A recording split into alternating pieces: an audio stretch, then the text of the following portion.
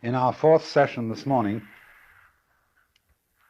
I was trying to put across two principal ideas, one of which is that since the idea of thusness is not a way of putting down the nature of things, that is to say, it's not a form of nothing buttery. There are certain things to be considered about it. One is that there is what we call consciousness involved in the nature of thusness. Thusness is transparent and reverberating. And the other was that within this domain there is room for an enormous number of value games. But you must remember that value games are games.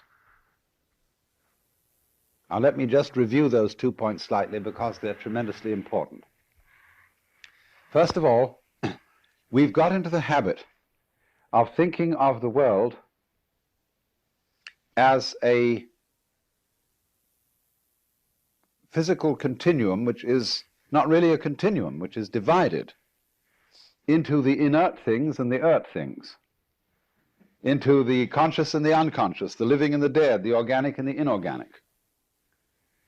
And the mythology of the 19th century was to make it a case that everything was really inorganic, you see? And that consciousness is something actually purely mineral and metallic, only it's so complicated and so it's got all kinds of liquid and gooey things in it, but they're basically minerals and they're basically machinery, and it's all like that, you see. And I say the objection to that point of view is simply that it's a way of looking down your nose at things. In fact, it's an objection. The objection to it is that it's an objection. We won't go into such embarrassing questions as who objects, but the thing is that it's when you construe the whole universe in an objectionable way, the person who does this is really saying, I want to be miserable. Now, you're perfectly entitled to be miserable. Or I want to be realistic and miserable in that sense. And that's perfectly okay if that's the way you want to be. But he has absolutely no right whatsoever to say that his point of view is more valid than ours when we say the opposite. That actually the universe is a continuum of whatever it is, thusness, and that there's a spectrum in which there are the very conscious things and the only slightly conscious things. But all of it is conscious. And so that when you ring a bell and ears get this as ting, the bell itself gets it as a state of vibration, which is a very simple form of consciousness, but there it is. So you don't have to explain, you don't have to invent a ghastly problem, which is, how did anything conscious ever get into this mechanism? It's a simpler thing that it always was there. Everything is conscious, but conscious in very many differing degrees. I don't really know whether that's a simpler explanation than another. I mean, somebody could, I suppose, scratch their heads a while and say, how do you get from one degree to another? See, they want to know how you get from the unconscious rock to the conscious living being. And I say that's no problem. They're just different degrees of the same thing. Well, he says, how do you get from one degree to another? And has he recreated all over again the same problem we started with? Maybe he has. But if he has, you can see a new line on the thing. that this man's function is to create problems, is to make interesting difficulties. He's like a person who makes up the puzzle, the crossword puzzle every day for the newspaper. Here's a man just setting difficulties for you. And you love to get over them, or else it doesn't interest you because you are playing the game, my game's more interesting than yours. But nevertheless, for some reason or other, the idea of a spectrum, of a somewhat more or somewhat less of the same thing, seems to make a great deal of sense. It seems more plausible than the idea of having to have two completely different substances, a stuff called matter and a stuff called spirit or mind or something like that, and try and see how they work upon one another. If you see, in other words, let's take the beautiful image of the fern. First of all, a stalk, just a thing like that. And then more of them, but coming out of the sides. And then out of the sides of those, more stalks, out of the sides of those, you see? And then out of the sides of all those little ones come chit, chit, chit, chit, chit, chit, chit, chit, chit, little ones still, see? And you say, well, look at that. It's getting very spiky, isn't it? Full of spines.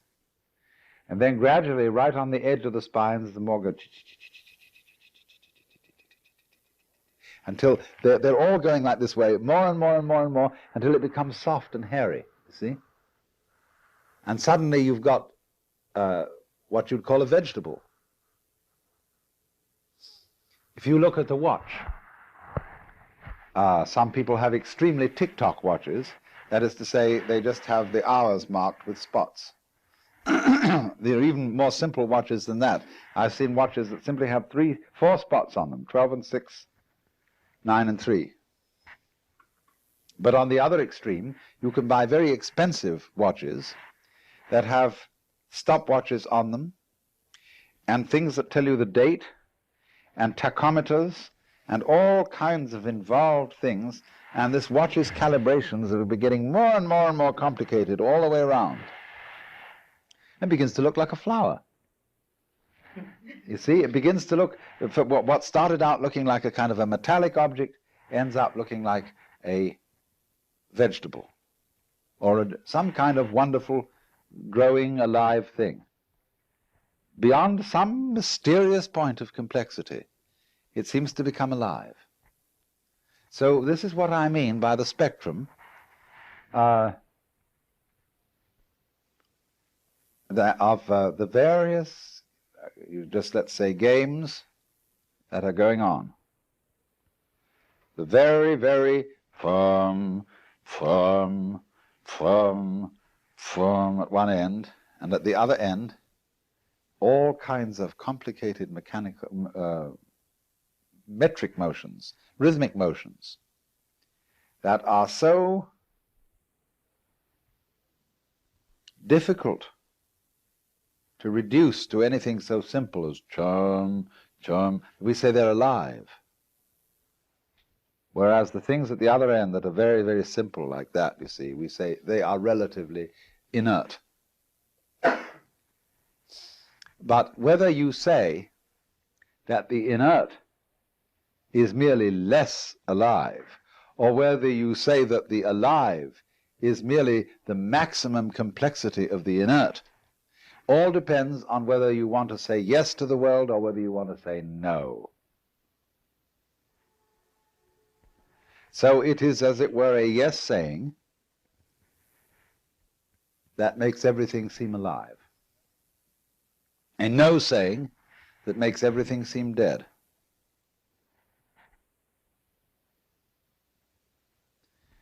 And when you say no, and you make it all seem dead, what happens? You experience a very extreme form of differentiation between yourself on the one hand and everything that you experience on the other. Because if you want to put this world down and say it's all just a bunch of junk, you can't do that without isolating yourself from it. You've got to stand aside and be a completely independent observer, because if you say, therefore I too am just a lot of junk, and therefore this statement that I'm making is just a lot of junk, then obviously you can't expect anybody to lay very much credence upon it.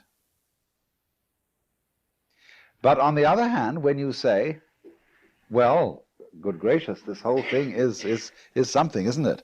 Then you put yourself into it. You don't stand aside from it any longer. You admit that you too are part of the whole thing, that your ego, yourself, is so inextricably involved with everything that you experience that there really ultimately isn't any difference between the kind of thing that's going on and you. Then you see, you've got a total system. You're one with it, you're not standing aside from it. But to make that clear, I just have to go into something that is puzzling for us whose thinking is based on sentence structure and of a kind of grammar that has subject, verb, and predicate, and a kind of mythology wherein we think of consciousness and being aware by analogy with photography and with mirrors reflecting images. If you can understand that what you are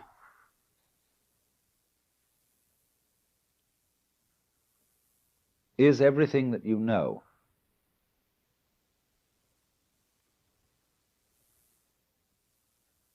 there are, you see, there are infinitely many ways of, language ties us up. I was going to say being conscious of what's going on. Each one of us looks at the present scene from a different point of view, but let me say, look at it like this. Supposing I say instead, each one of us is a different point of view with respect to this situation.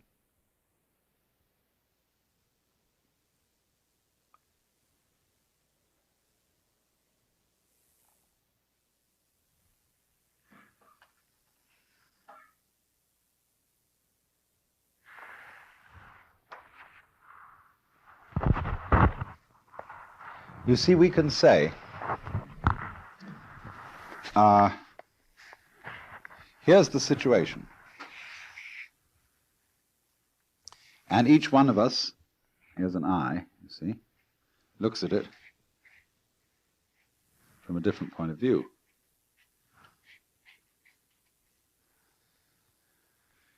And so we go into it like this. Now that's a very disintegrated picture. What is the connection between this and this? What's behind this? And where does all that come from? What's its relation to this, the situation? No, we are part of the situation. You can't deny that. So you see, the thing behind this is this, you see. See what I mean? You are not out of it. All right, then if that's the way it is, we've got to draw a different diagram altogether. Here's the situation again. Now, we talk about a point of view towards the situation, but can't you see that the situation grows out of itself, points of view, like this?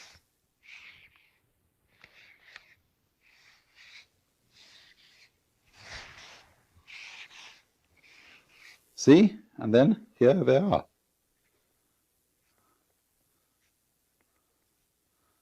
The little eyes in the end of it. You see, like a snail, but it is a big snail. That's with many, many eyes. See? So it looks at itself like that. Looks at itself through many eyes. But so, in other words, what each one calls ourself is a point of view taken by what each one of us calls our experience. You get that?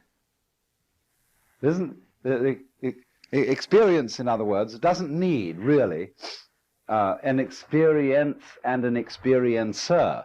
You don't need a thought, and then to have a thought you have to have a thinker, or to have a thinker then you can have a thought.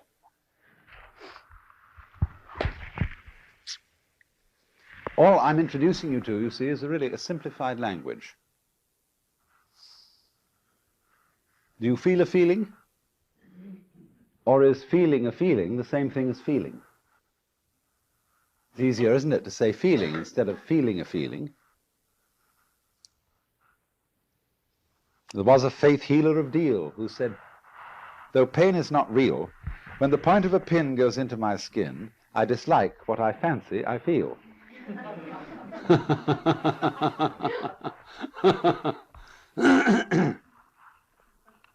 Or that other limerick that some of you know that I made up. There was a young man who said, though it seems that I know, what I would like to see is the eye that knows me when I know that I know that I know.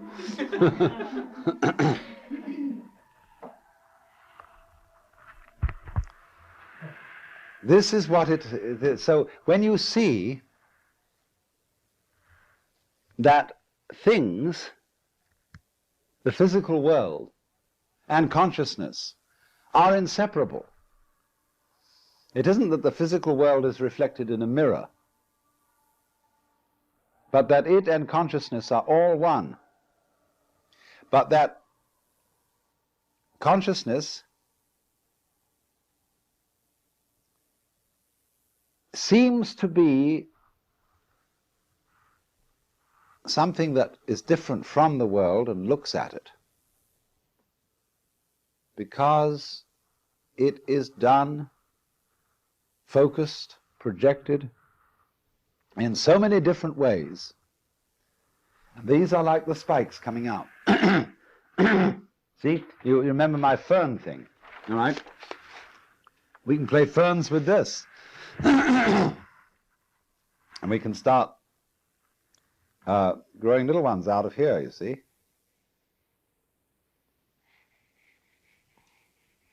Or take any one of these and start going this, see? Take one of these and start doing this. See? All points of view. Growing out of the center.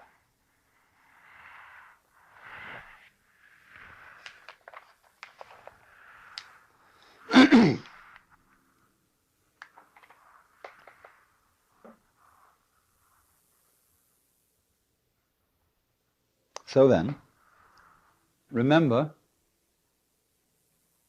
that what you are experiencing, you can remember it, perhaps it's easier for some of you in this way.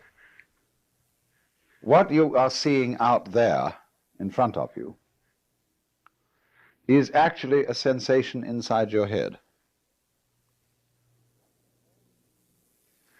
All that you see is a conversion of quanta in the external world into the form of your brain. Your brain in its turn being something in the external world. Now then, when it's in your brain, you say, and now I see it in terms of my brain. Well, is there somebody standing back inside your brain, you see, and looking at your brain and saying, well, there it is, what a nice picture. See, if you can get this, it's wonderful. The centers of the optic nerves are right in the back of your head.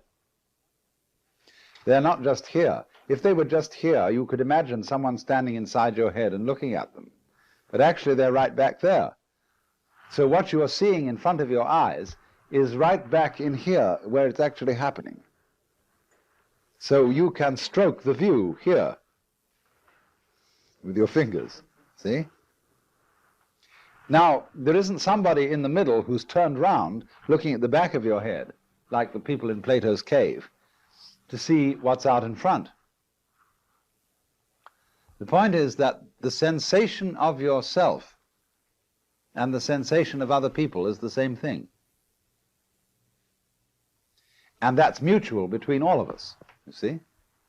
We all are our view of other people and other things. Views of views. Views of viewings. And so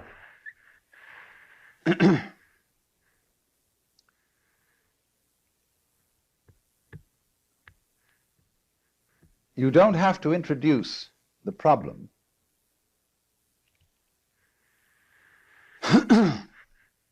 of how the knower knows. How does the world make an impact on the knowing subject so that it can be aware of, be conscious of everything else?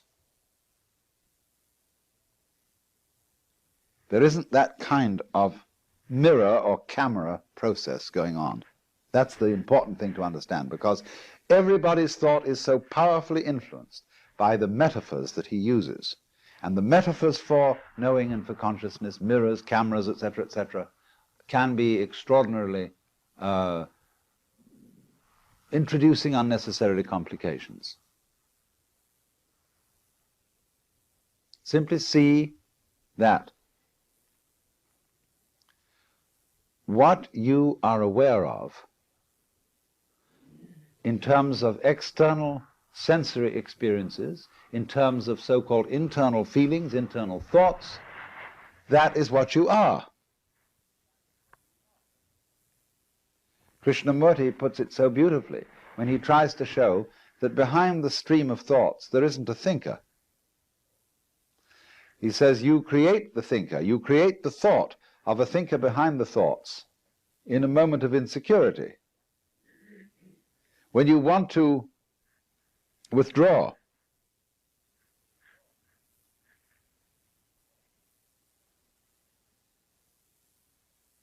but actually there is simply the stream of what you could call luminous experience. And you can translate, you can take away the word luminous and put the word conscious in its place.